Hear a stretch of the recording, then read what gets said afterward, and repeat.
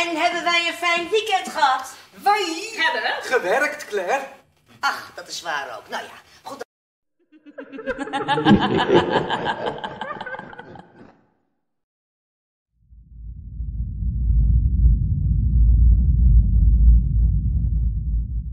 Normaliter zou je ook zeggen, wij vinden zorg belangrijk, dus de budgetten moeten groter.